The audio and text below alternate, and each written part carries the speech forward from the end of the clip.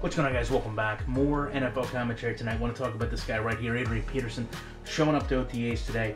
You know, I think one of the largest things I learned through this whole situation is there's some players in the NFL that really maybe outgrow their team. You know, you have common players in the NFL, and then you have, in layman's terms, players that you don't need to preclude their team's name with. Adrian Peterson, obviously one of those.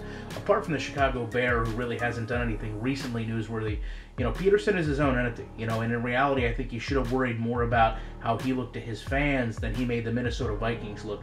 I say that from a standpoint that, you know, Peterson's supplemental income for years to come is ultimately going to be depending on how he is perceived.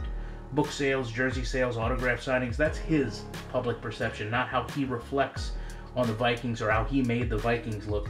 So, you know, with that said, it's good to see kind of the lack of drama, his willingness to show up to camp, honor the contract that he signed. And, you know, I think a lot of people forget he is going to get paid a substantial amount of money this year. But at the same time, you know, he voluntarily signed that contract. I think maybe that's what got lost in a lot of things. The Twitter rampages, you know, listen, he took a signing bonus. He got his first few years guaranteed money. The only thing left to be done was the team to honor that contract. And the contracts basically allow the team to release the player at will, the player to quit or retire at will, and stay under contract for that team, thanks in part to Irving Fryer. But I can see how the situation was frustrated. I mean, so much had changed for him as a person, so much has changed for the Vikings as a team, but, you know, that's why contracts get put in writing, because things don't usually go as expected. You know, Zimmer made some statements that I'm sure agitated the situation, but he did say the truth. You either play for the Vikings or you don't play. I think the writing was on the wall. The Vikings never got an offer that they were comfortable with. You know, if they wanted to, they more than likely would have traded him, but they didn't get that deal. So that didn't mean that he was going to be released. It meant that they had every right to hold on to him, and they exercised it. You know, nearly everyone working in this day and age has a contract they've signed or something they've done that, to an extent, identifies what roles they cannot have. So I guess now the bigger debate is going to be on the field. You know, how AP is going to hold up. To me, the guy's a Hall of Fame caliber player.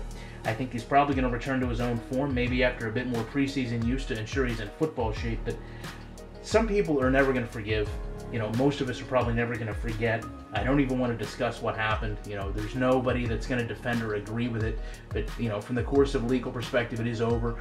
And to some point, he does deserve the opportunity to live his life with legally it in the past, although the public opinion will probably never die down.